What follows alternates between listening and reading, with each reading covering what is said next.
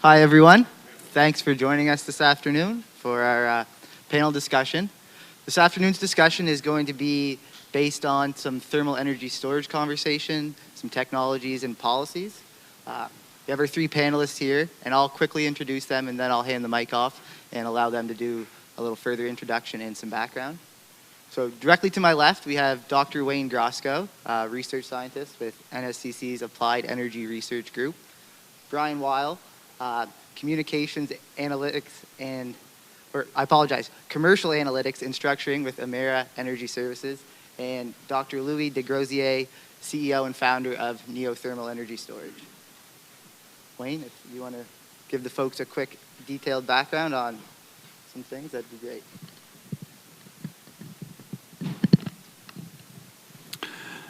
Hello everyone, welcome back. Hope that you had a good lunch and had a chance to store up some energy.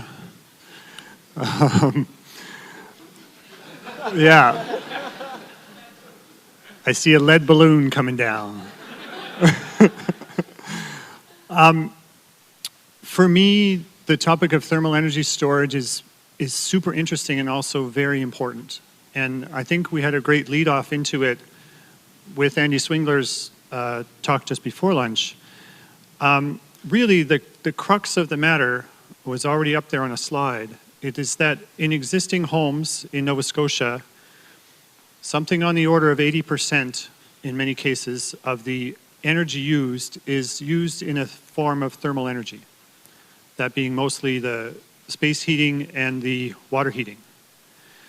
Now, that really speaks to the need for thermal energy storage and the value of it, because if you have a capacity to store thermal energy, obviously then you can change the timing of when that energy needs to be supplied, which is key both in terms of management of demands on the grid, but also looking forward, as Andy so aptly pointed out, ways to vastly increase the supply of what we call variable renewables.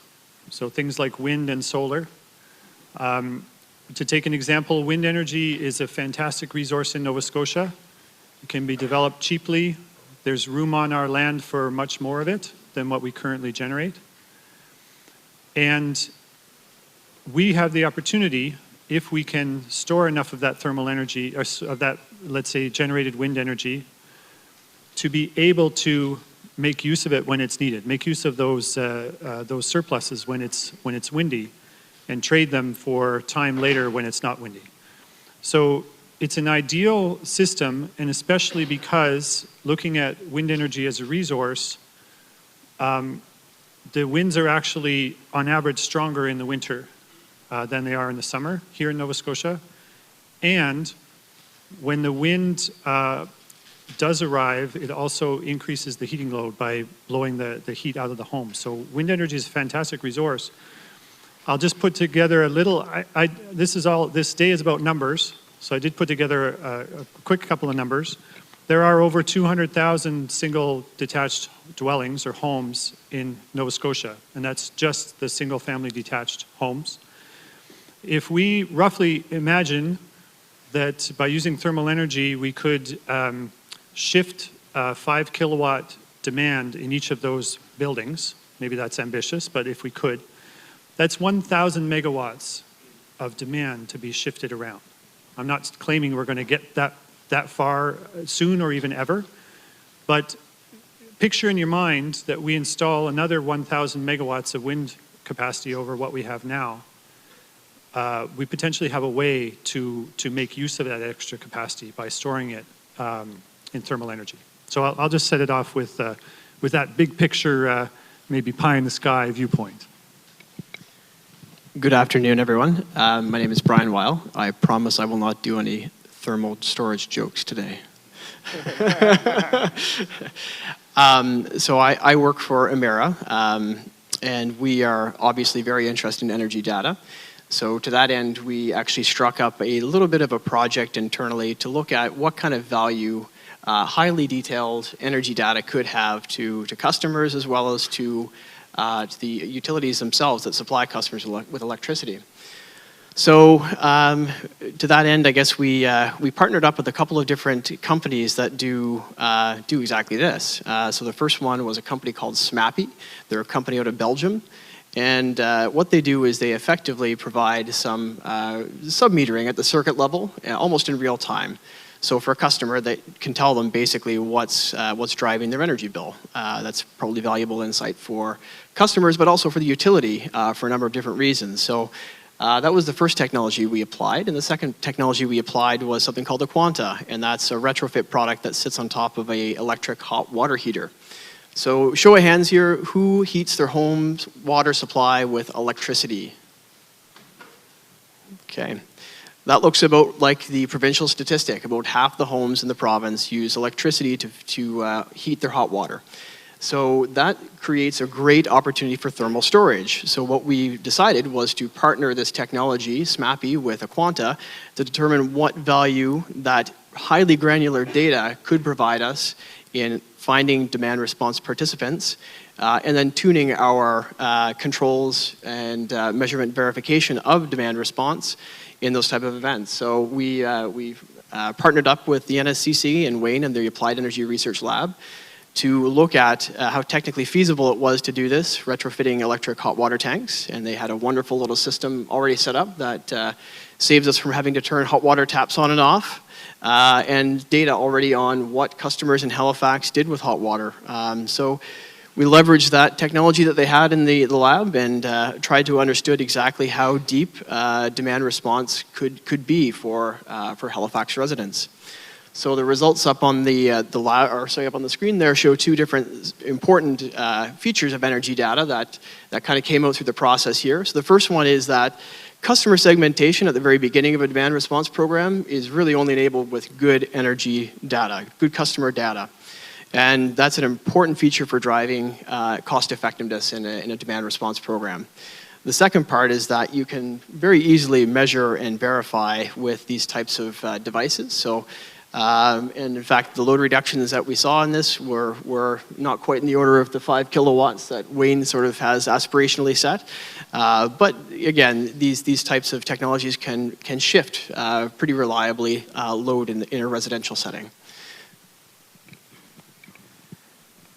So my name is Louis Desgrosseilliers, and longtime EnergyDATA attendee, first-time speaker. So I'm inventor of our technology and co-founder of Neothermal energy storage. We use a combination of a more conventional physical thermal energy storage combined with chemical energy storage to generate a residential energy storage system that is medium-sized in capacity that delivers heating directly to central heating system. So if you heat with a forced air furnace or a hot water boiler heating system, our system would interface with your existing oil-fired appliances right now. And the advantage to doing so is that as an add-on technology, we avoid the extra costs of going full electric where you need a lot of raw electrical power. So going to what Wayne was saying earlier about the 5 kilowatt aspiration, well, I'll take it even a step further. So we consume 5 kilowatts of electricity overnight with off-peak rates, but we actually offset a 10 kilowatt or 15 to even 18 kilowatt thermal load. And that's the advantage of thermal storage, is that the load that you're displacing is not bound by your electricity supply. So your thermal load is there to respond to a very high load. And it's part of the reason why fossil fuel furnaces and boilers have been the primary choice up to this point, is that really high power electrical appliances are very problematic and require a lot of engineering to make it safe and to deliver the necessary power. But thermal and chemical energy systems are much easier to achieve those high rates of thermal power output. But the crux of what we're doing is, with a medium-sized add-on system, without oversizing the system for the worst possible day of the year, you can actually achieve a 60 to 80% fuel use displacement with just a very modestly sized system. And that's my bit. That's great, gentlemen. Thank you. So I think we'll get started with the first question. The first question for the day is, where do you think utility incentives for thermal storage demand response technologies are going in Nova Scotia? Currently, only time of day rates are available here, but other incentives will be necessary for the adoption of these technologies, such as domestic hot water controllers. In your experience, is there experience from other utilities and other jurisdictions that we can learn from? Anyone can jump in. I can start, yeah. So demand response, there's no one-size-fits-all jurisdictions is what I found in my experience. We're still fairly early days, I would say, in understanding how flexible load can be through demand response, I would say. Through the US as an example, I think we're only at about 5% of capacity penetration for demand response. So there's a fair distance to go in just looking at the resources that we have available to us and using them for load flexibility. On the incentive side of things, there's again a myriad of approaches out there, and there's not one simple answer, I don't think, for all of that. It's very jurisdiction specific, and there's a spectrum of complexity for that, from everything from critical pricing to straight grid control and customer incentives to behavioral demand response. So there's a whole variety of approaches. And to my knowledge, I haven't really seen one that seems to be superior universally across all jurisdictions. So, yeah. That's great. So I'll add to that, and first by starting by agreeing with Brian that definitely there is no single approach, I would say, that I've seen that kind of would be even nearly universal, because conditions are different in different places. But I will say that I very much like the approach that the City of Summerside, Prince Edward Island Electric Utility has taken with their demand response water heaters, which is the way that they incentivize their customers, as far as I understand it. Others in the room may correct me if I've got this not quite right, but the way they explained it to me is the customer purchases a block of energy for their water heater. And that block of energy, they're purchasing it a number of kilowatt hours that they're pretty sure they're going to use for heating water at half price in their case. So they pay 8 cents per kilowatt hour instead of 16 cents per kilowatt hour. But the condition is that they have to agree to let the electric utility control when that water heater is going to be heating and discharging. And that was designed around a specific set of circumstances, which is the City of Summerside has excess wind power some of the time, which if they can't find a customer for it, then they sell it at a very deep discount at 4 cents per kilowatt hour back to New Brunswick Power. So it's kind of a win for everyone, this scenario. The customer is paying half price for this electricity, but the utility is now getting twice as much for it as they would have if they just kind of dumped it, if you will, as surplus wind power. So you can see, I think it's a good system for a case where you have a lot of surplus wind power. We're not at that situation yet in Nova Scotia of having a lot of surplus wind power, but I think it's a very simple model for how to incentivize people to participate. I think that the various different approaches, whether it be based on tracking the customer's consumption with respect to time of day rates, real-time pricing, or it just be a fixed monetary relationship between the utility and the customer, that any one of those programs can achieve the desired output. And of course, hybrid programs have significant advantages to doing so as well. But as a technology provider, we just, the thing that's the enabling piece that's necessary is whatever that arrangement is, it just needs to be there and needs to be strong enough to push the envelope forward. So there needs to be a strong enough relationship between the customer and the utility. But I think that the likely direction for any of these things is that they're going to be evolving into hybrid approaches. So for instance, with time of day electricity rates, when it comes to home heating as opposed to domestic hot water, it's pretty easy to predict that those blocks of energy are going to be utilized quite steadily throughout the heating season and even the shoulder months.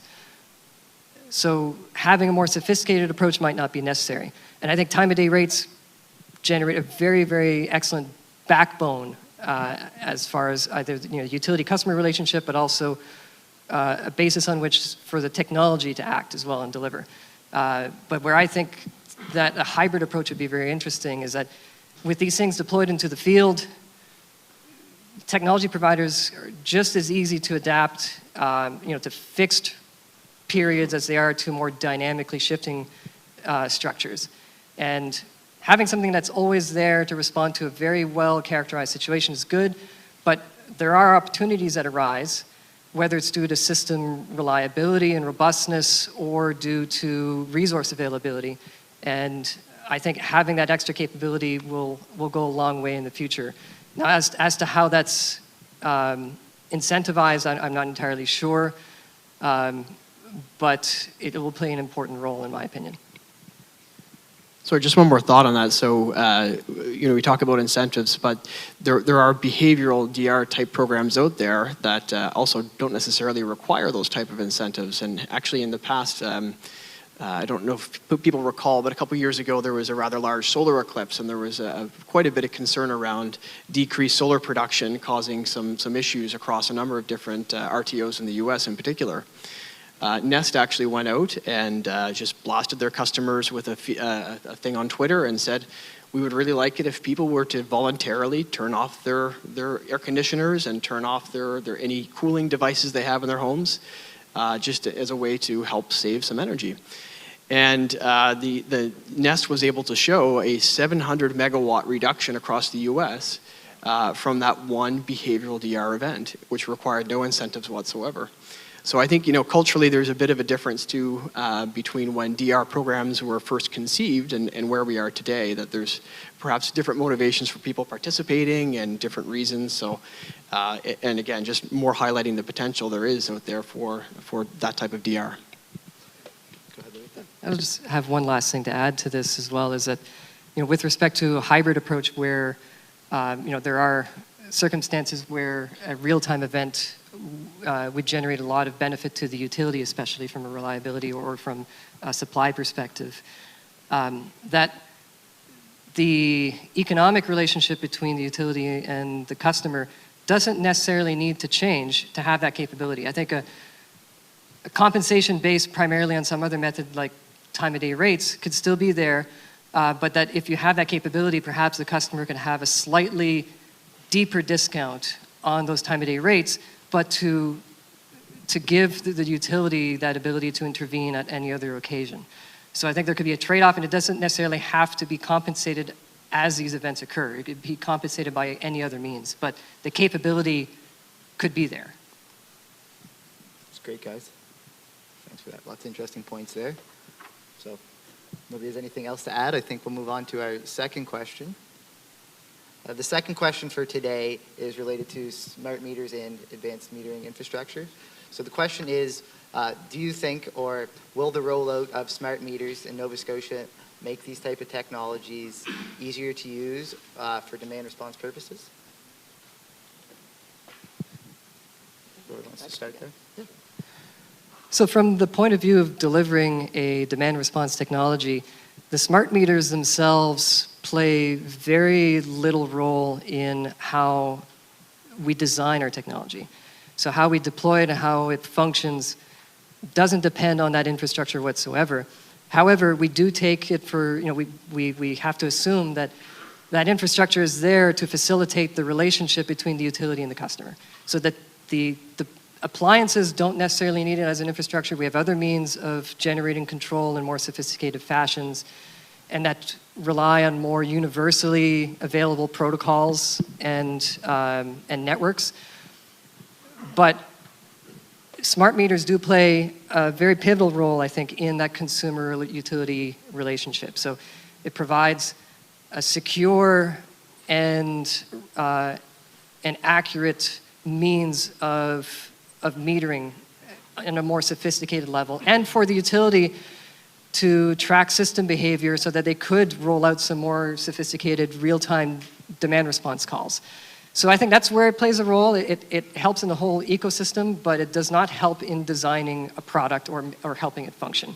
But it is more important for the customer and the utility relationship. Yeah, just to add on to that, I think there's when you think about what the purpose of AMI is in DR, there's a number of different ways to think about that. The first one is from understanding who in the utilities customer base could provide demand response type services. AMI may give a little bit more insight as to how to target demand response programs. It certainly provides more insight in terms of measurement and validation of participation in demand response programs. But when you look at where a demand response industry has more broadly gone, it's more towards this open source type communications protocol where they're not necessarily relying on that typically cellular connection that happens with AMI.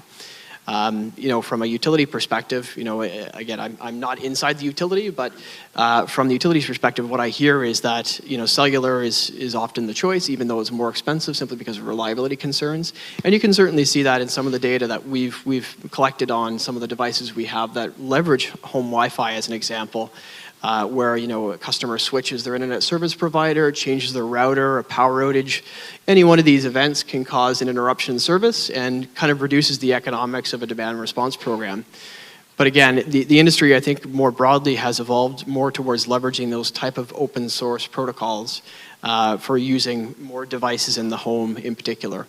Again, I don't think that the industry has fully recognized, what kind of security issues may come up with that. But I think that's the next bite on demand response is how can we make sure that all of those interconnected devices that we're utilizing providing grid services are also secure to use within the utility space.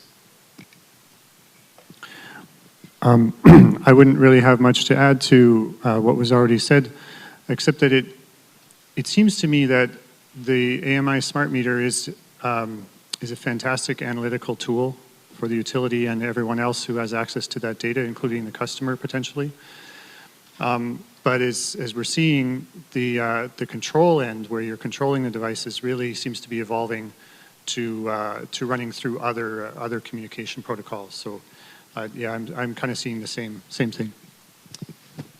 Yeah, about the only thing that I would like to see from a technology provider point of view would be that we're not looking for wired connections that require very particular protocols to smart meters. That's really the part I think that technology developers would rather not have to deal with. We want to deal with more universal protocols. But if, for instance, rather than setting up our own, let's say if it's a rural user, and other internet connections may not be very reliable, so that cell phone network connection might have to be the access point. But rather than the user being responsible for that access point, if the smart meter was really just a point of wireless broadcasting, it was just a node that uses more conventional protocols just to connect to have these devices connected, and is just a means of relaying a message, then that's something I would definitely welcome.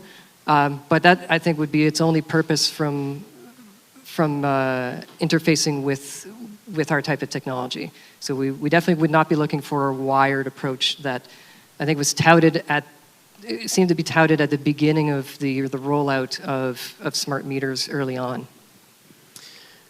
One of the interesting things about using smart meters in this type of program as well is that the type of data that comes from a smart meter is aggregated in a lot of senses. The data itself is typically reported on a 15-minute to an hour interval basis to customers and the utility as well. And it's certainly not appliance level. So from getting insight as to what's actually happening and being able to better forecast and utilize distributed resources. The AMI, offers some advantages in terms of reliability, but also sort of has some disadvantages in terms of other types of devices that may be more granular in what they measure. So just put that out there as well. That's great, guys. So just so I understand, and maybe some of our audience understand, that the rollout of smart meters in the infrastructure may not exactly help or support some of these technologies, but may provide more of a validation kind of standpoint. I think that's fair for sure.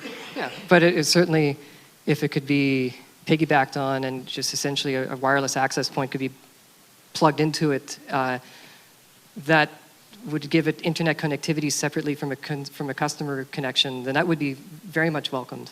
Because as Brian mentioned, that people switch internet providers, or it's a more rural house or something, but there are a lot of issues with maintaining that connection and having the customer look after that type of equipment. So it would be a lot more reliable to have something that's a fixed infrastructure.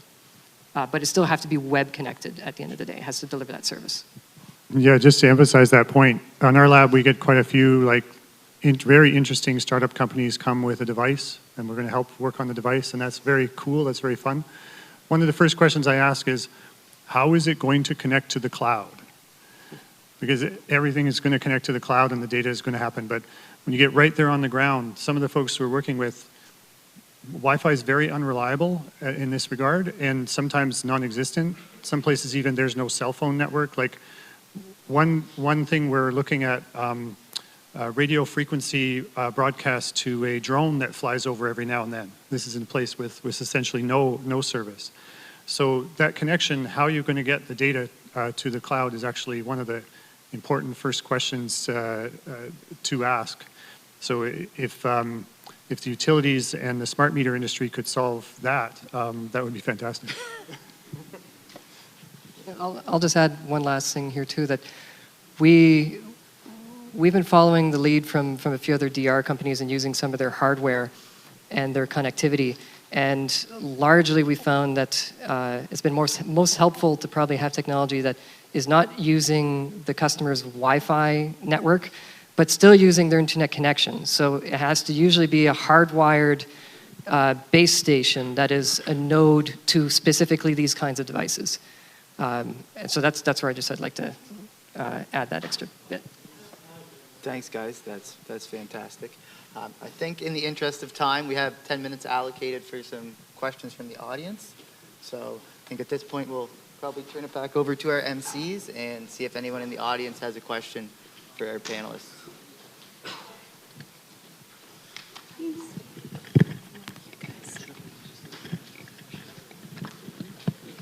All right, questions from the audience. Anybody with questions? Hands. Right over here. You mentioned the cloud communication. I shouldn't worry about it. We have established Microsoft Azure and Amazon AWS that can connect directly from the facility to the cloud, and it's their responsibility to secure the communication. So I wouldn't worry about communication to the connecting to the cloud, because there are standards already and well-established Microsoft and Amazon that can deal with such a problem.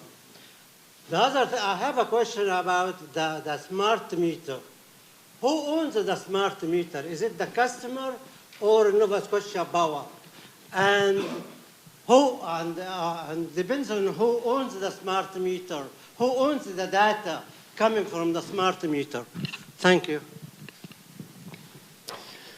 So the smart meters are, the physical assets themselves are owned by the utility for sure. The data itself, it is the customers at the end of the day, and there's a lot of fairly complicated privacy legislation and laws out there that govern what can and can't be shared with Nova Scotia Power and other folks who are not the customer themselves. So I believe the customer data is still highly protected in Canada under the case law as I understand it. I was told because in the pilot that we were running internally, we're actually sharing customer data, actually it's employee data, not customer data, I should correct that, across a number of different affiliates. And I was told that the standard that we were to be held to is that any data, whether it has a customer's or employee's name, doesn't matter. If there's a single data point that was collected at the customer's residence, that's to be considered private and personal information. So there's a fairly high bar to go across in Canada, I believe, on that. I believe there is another question over here.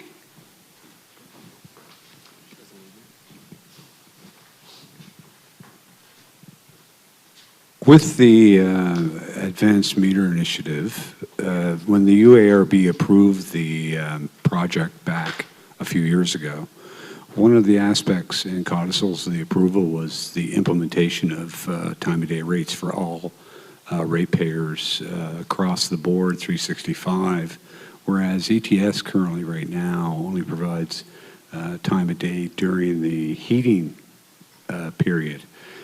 Is there an aspect where you see that if ETS was giving time of day 365, would the adoption rate be way higher, allowing for time of day if you acquired ETS for your home? How would that affect the adoption if it was 365, not just the winter months? Thank you very much. That is actually a big preoccupation of ours. Now, the principal use of the ETS is still, at the end of the day, going to be to deliver home heating during the heating season. But one of the things we've built into our system, as opposed to other ones, is that we do want it to be more flexible and have a more year-round application. So one of the things that we've worked into ours is that because we distribute heat from our ETS using a circulated warm liquid, we can tie into a number of different uses. So we have a prototype in the field right now that does provide both furnace heating as well as domestic hot water preheating. And then when the furnace heating finishes at the end of the heating season, our appliance becomes exclusively a domestic hot water heater. And one advantage to doing this in a more modest size system is that if you have a system that's sized exclusively for heating and to take over the entire heating load, you'll now have something that is 10 times oversized when it comes to hot water or even greater. Our system's a little easier to manage that way because it's not so grossly oversized. We have about the thermal capacity stored for 2 to 4 days of domestic hot water use. And at a much lower temperature for storage, we don't have to mitigate heat losses that are so outrageously high. The other thing I would add is there are other uses in the summertime too for ETS potentially in this type of approach. So we could do pool heating. But another thing that we have on the radar, but it will require, this will be an area of R&D at a later stage, is to leverage the ability to store thermal energy really well, excess thermal energy, so being warm, to have that driving a cooling system during peak periods, rather than actually trying to store a cold reservoir and having that deliver cooling. That's a much less feasible approach. It seems counterintuitive, but we're much better at storing excess heat than storing a deficit of heat. And also because the temperature differences are much more favorable on the excess side. Just to follow up quickly, is it a policy issue with regard to the time-of-day ETS adoption for year-round time-of-days? Is it just the UARB and the power company themselves both in that type of approach to wider adoption? Because we've seen a huge uptake in heat pumps as well. For sure, heat pump saturation is huge now, but I believe it is just a policy directive of the URB. I think it was just a ruling. Don't hold me to that, but I'm relatively confident it's just a ruling. All right, thank you guys.